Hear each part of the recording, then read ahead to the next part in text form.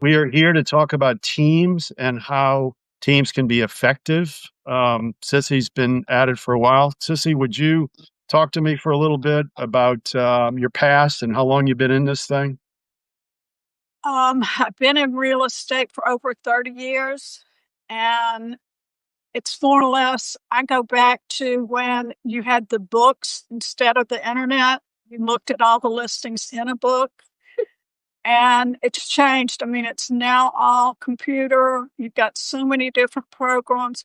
There's very little print done in our business. I think you need to have someone there because people want Yeah. instant gratification and they want you right then and there, not 2 hours later. They want you to respond.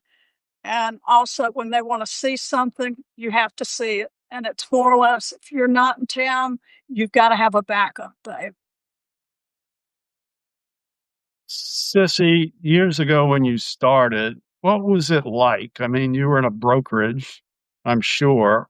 Um, and what was it like? What was like a day in the life at a brokerage? Did you say 30 years ago? Yeah.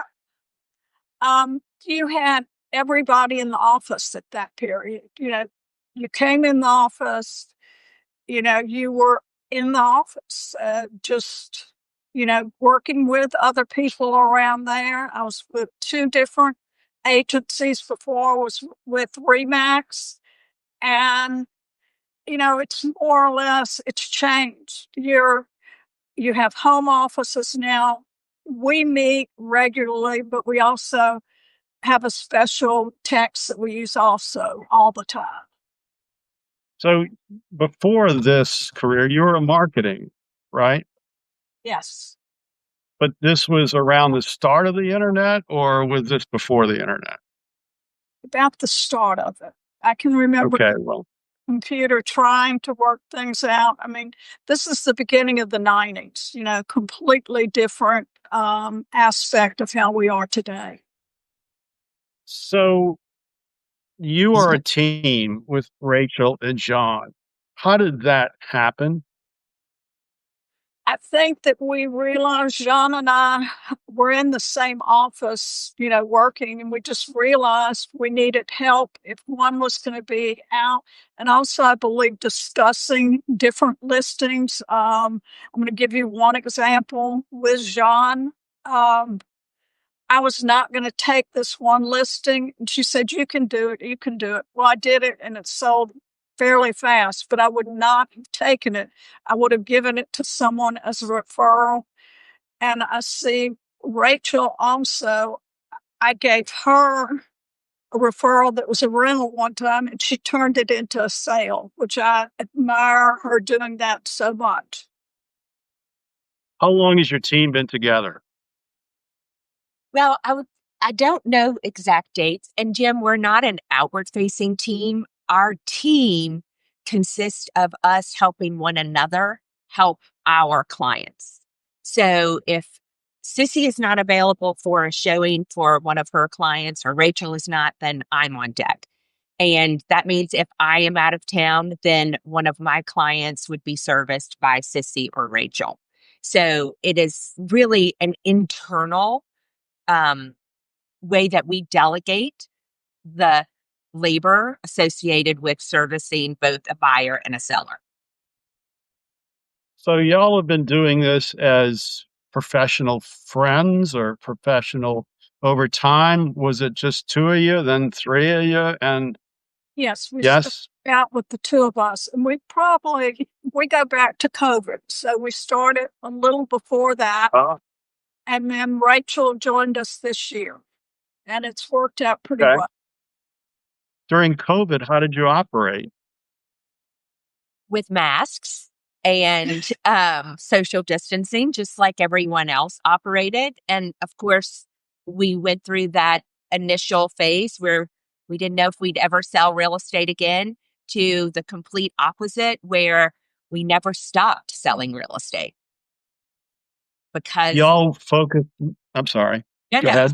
say, because if you recall, that was when the interest rates dropped so significantly. So anyway, that was a really busy time in the real estate field. Does your, I'll call you a group, okay? I know Jean doesn't want me to call you a team. I'm not going to call you a team anymore, okay?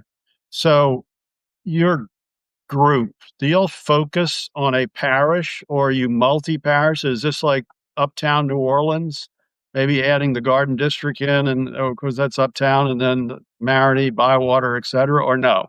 I would say 75% of our business is Uptown and Garden District. Gotcha. We have some French Quarter, which we've always had French Quarter in and out. Then sometimes we'll go to different areas completely. I mean, and then I think Rachel does a lot in Bywater, Marigny. We've had lots of sales in Jefferson Parish this past year. I would say we go where our clients are, Jim. Sissy had a great sale out in Slidell. So I wouldn't call us an Uptown Garden District group, because I think we go wherever our clients either want to work, live, or play.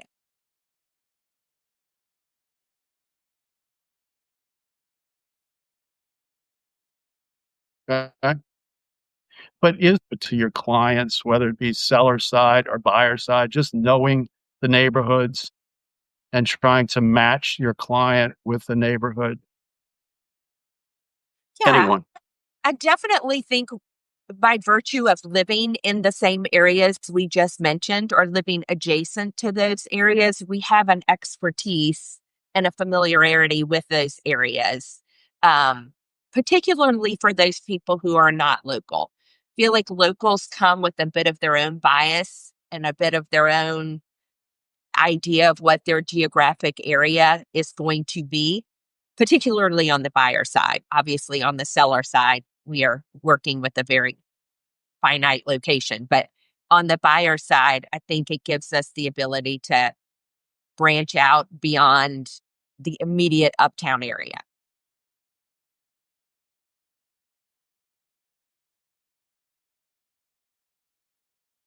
Can you hear me? Yes. Yeah, we're having some technical difficulties, but I'll keep going. John, how long have you been in the business? Since 2006. Okay. Yeah. And Rachel, how about you? I got my license in 2023. 23, 06, and 30 years. So you guys have a very different perspective. That's an interesting team.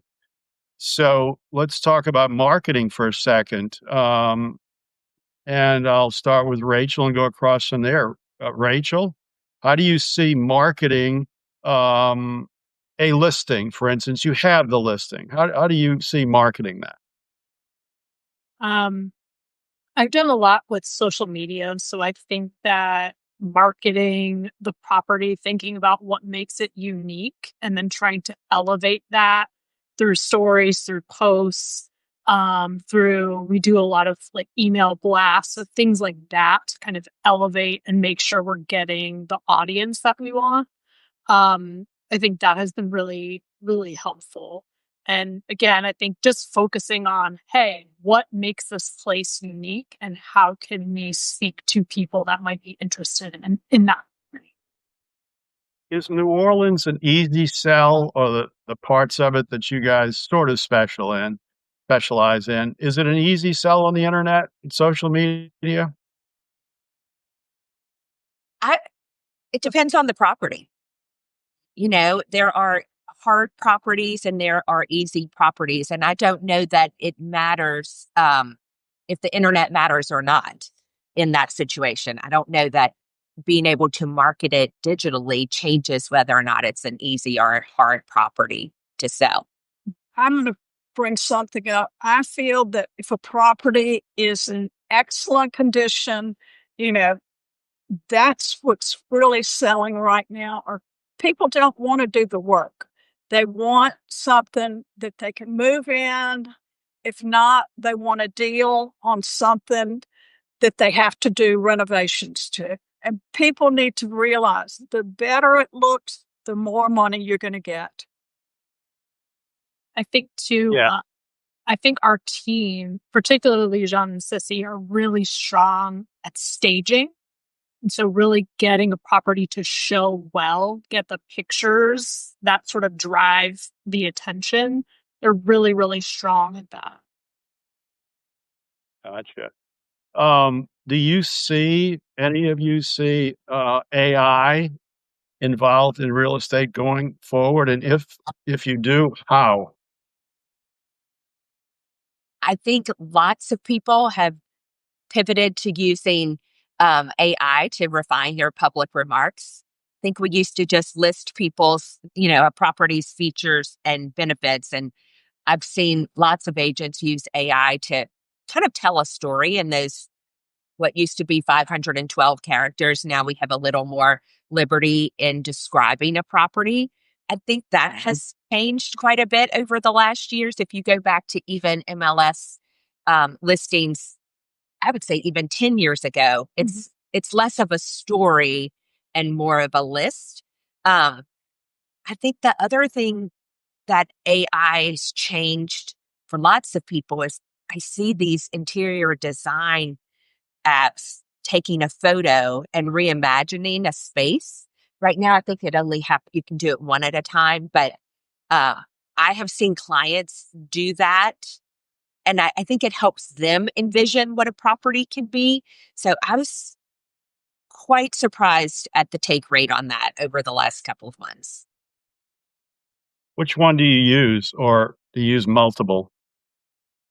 I can't speak to what my clients use. I'm kind of a chat GPT novice. So I can't say that I know any other platforms or I am an expert in any of them. Let's get off of this because this can take up the rest of it. But at any rate, it's coming. We know it. We know your clients are going to be using it, asking it questions like, "I want a church with it on the corner," and that sort of thing, and "I want a school here and there, no alcohol, etc." So they're in the wrong town, by the way. Um, so um, so you're not a team. You're basically three people that are working together. You have some sort of informal agreement. Do you share? In other words, uh, or do you work on a weekend, showing a house while I'm watching the Saints?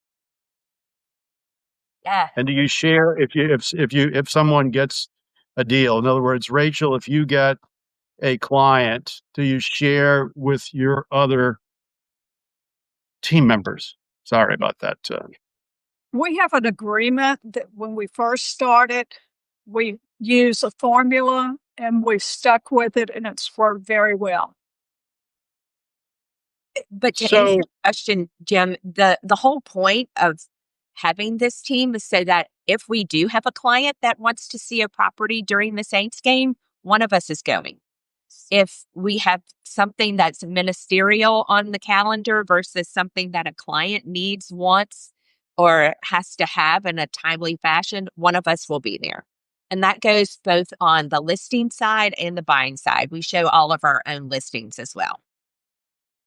Well, let's talk about that for a minute. The purpose of this team.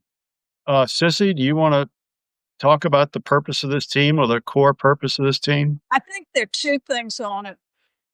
We always have someone to cover us, which is real important. You're not going to wait a day or two. Someone's going to be there. And I think the other two is when we sit down and discuss a property, if it's pricing, if it's, do we take it? There are a lot of things that go into it. What are we going to do? Are we going to stage it? Because all the staging we do, we come in and bring supplies that we have. It's just we have someone if you have a problem, it's to sit down and discuss it.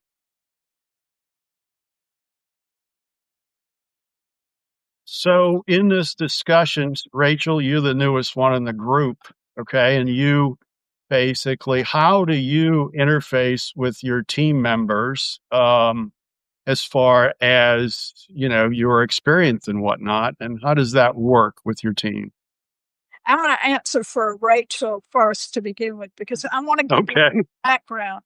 She, Harvard graduate, which is unbelievable. And also she is great with, the internet. I'm off on that, and I'll say that straight up, but she can help us in technical problems. Gotcha. And John, what if you can't help with technical problems, what kind of problems do you help with? um, well, I think everybody, we always have different problems at different times. That's fortunate. But I like the hard stuff. Rachel and I solve problems differently than Sissy and I.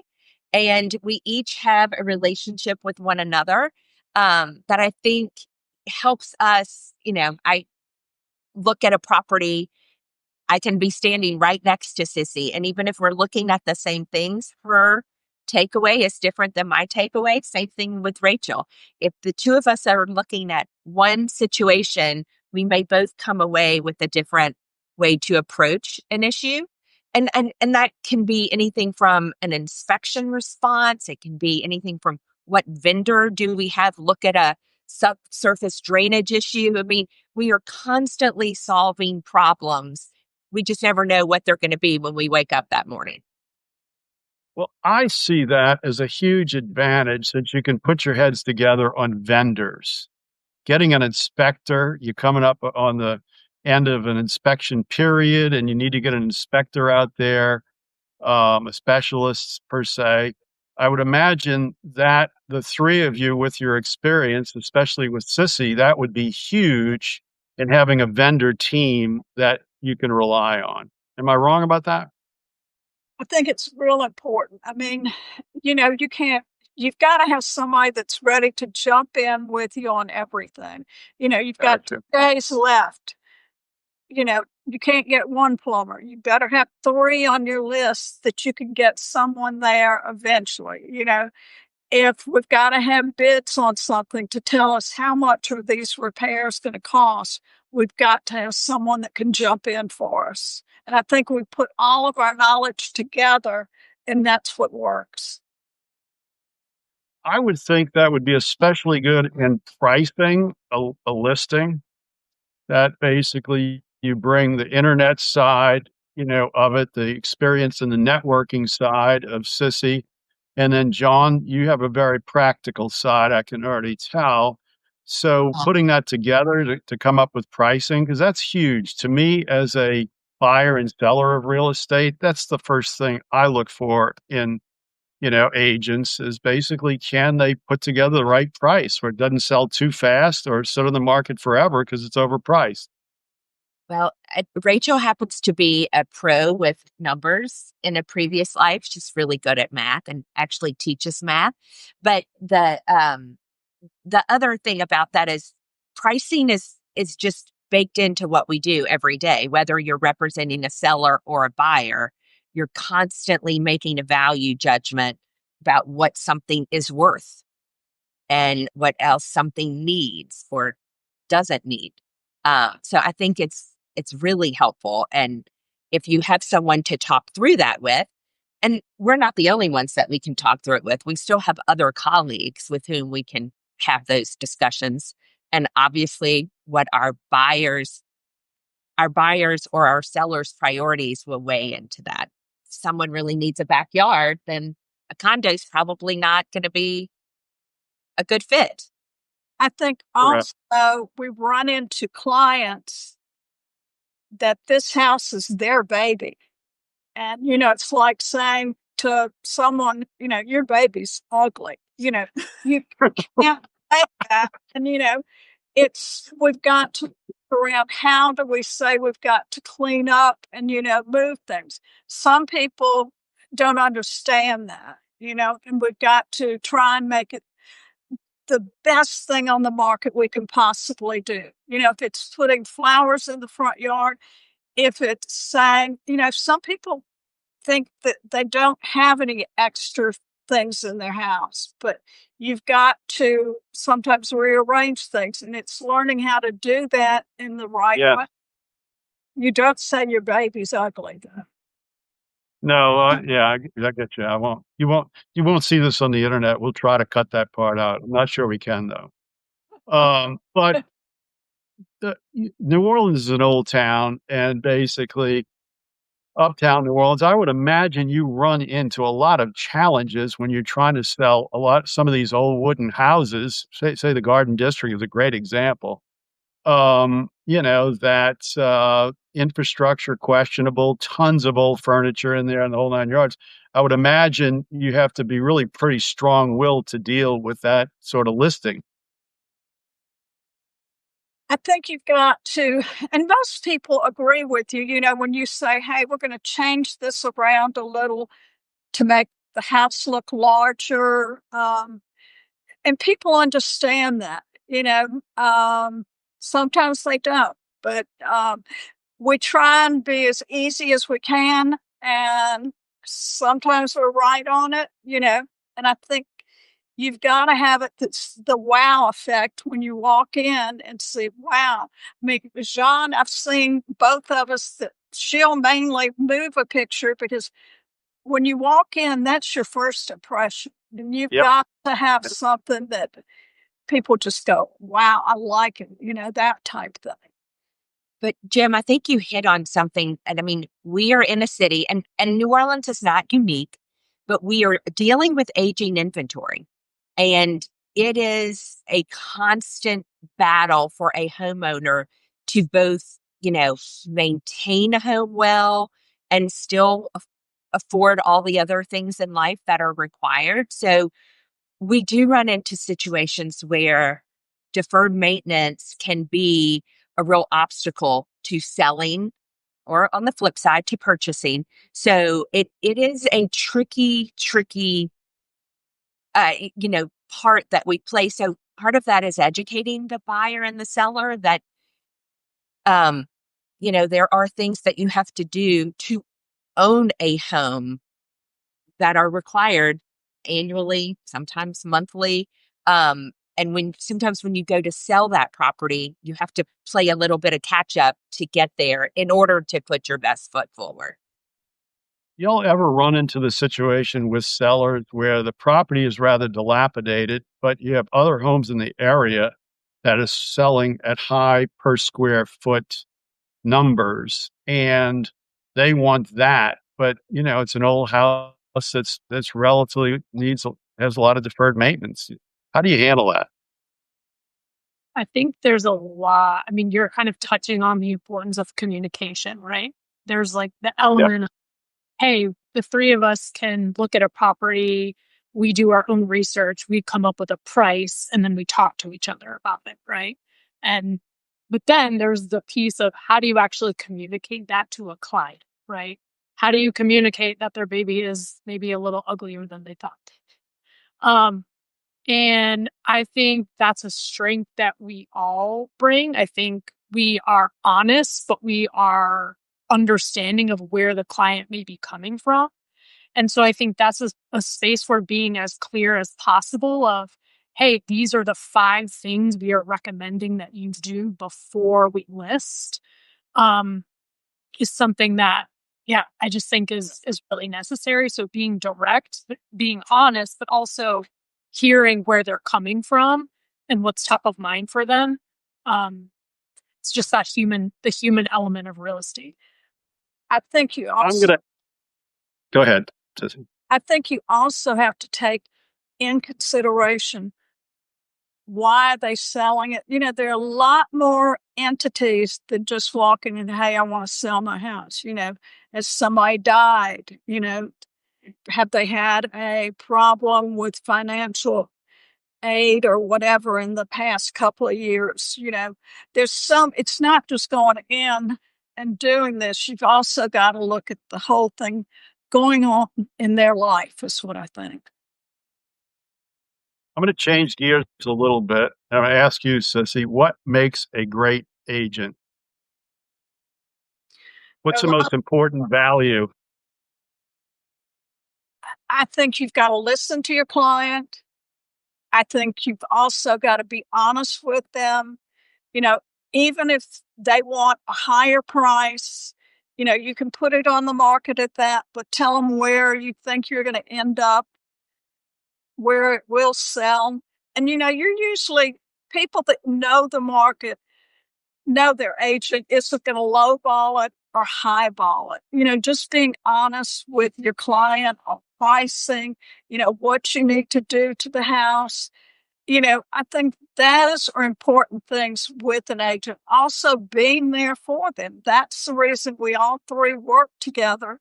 It's because if someone's out of town at that time, you've got somebody who sit, discuss it, what's going on with that property, and we're more direct. And they always have someone there covering. So I'm going to take your answer as honesty being the number one. How about you, Jeanne? Well, I like to think that we are fast and flexible because we are. And in a market that is time sensitive, such as the New Orleans real estate market, you have to be. So if, for example, I was a little late to the appointment today because last night someone said, I need to come back and see a property this morning. So automatically, even though it was going to make me late for this appointment, I knew that Sissy and Rachel would be here to help cover for me. And it was more important for me to be in front of that client at that property. And guess what? We probably won't even write an offer on that property, but we had to go through that exercise today. And it was not something that we really needed to push off until this afternoon. And so it was critical that I could rely on these guys to get everything set up for today so that I could be with a client. Yes. Rachel? I think another thing that all three of us prioritize and do is I can think of times where we've each had conversations with clients where a client is really excited about a property and we are like, we would not recommend you purchase this. And here's why. And I feel like each of us, I feel like this builds on the honesty thing, but we're each willing to have that conversation to be like really keeping our clients' best interests in mind. Giving them the facts, right, and telling them why, but also kind of guiding them. And I think that's really what we see our jobs as is, hey, we are representing your best interest.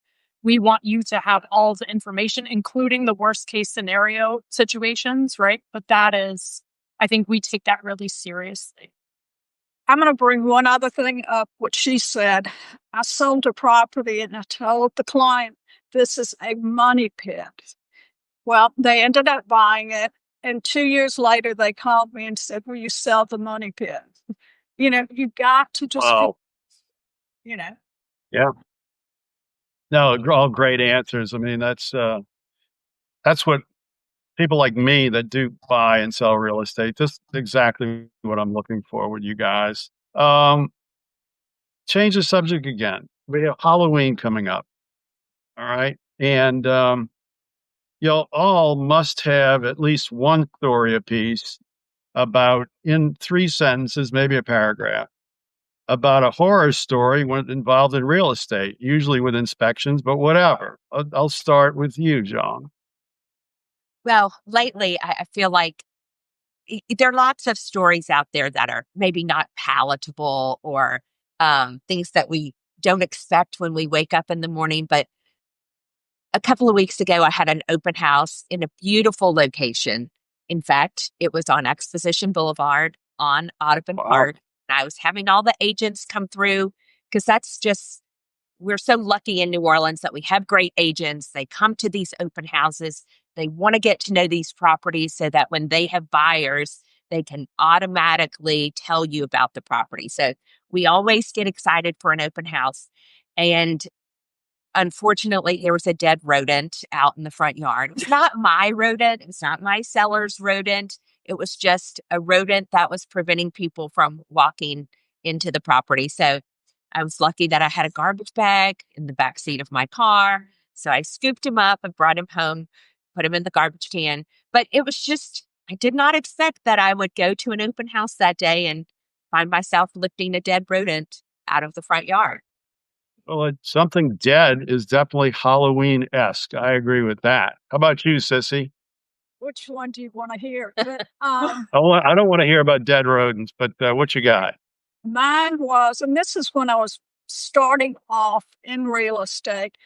I was showing a property. It was the second floor I was on, and there was a gentleman in the bed that was just drunk as a skunk, and he'd sit up and go back. I told my clients, let's get out of here as fast as possible.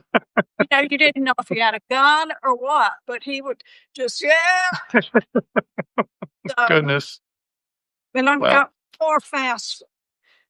It was a meth lab set up in a house. We went for inspections, and the listing agent said, Sissy, get out of the house. And I'm saying, why? She said, someone's in there. Well, I finally saw him and got out. We called the police. They were there in 2 seconds. And, your adrenaline is just running at this point. Well, I'm running with the policemen, but they all have vests on. I do not have a vest on. Oh, goodness. That's a good one. How about you, Rachel? Okay, mine is going to seem less dramatic, less exciting, but I think it's important. So I was showing a property to buyer clients and didn't have a heads up from the agent, the listing agent, that it was currently a tenant occupied property. Didn't have a heads up that the tenants were there. So we walk in and the tenants are sort of like there, kind of standing outside their bedrooms. It was like multiple roommates kind of just standing there and like kind of watching what we were doing and what my clients were doing. And so it was kind of a situation where my clients came up to me and they're like, can you leave? And I was like, yeah, let's go. So all of that to say, I think it really matters how a house is shown, right? And if there's a drug laboratory, if there's a rodent, if there are living people there, that all contributes to the experience that a buyer has when walking into a property. And that shouldn't be a barrier, right? We don't want the barriers to come there. We want to show it as greatly as possible and have the barriers come later, if ever. That's got to be a scary thing when you walk into a property and somebody's there that's not supposed to be there. And I'm sure with leasing that can happen. Anyway, I'm going to wrap this up. You guys were great. Rachel Scarpato and Jeanne Boughton and the famous and great Sissy Sullivan. Thank you so much. Thank you. Thank you. Thank you.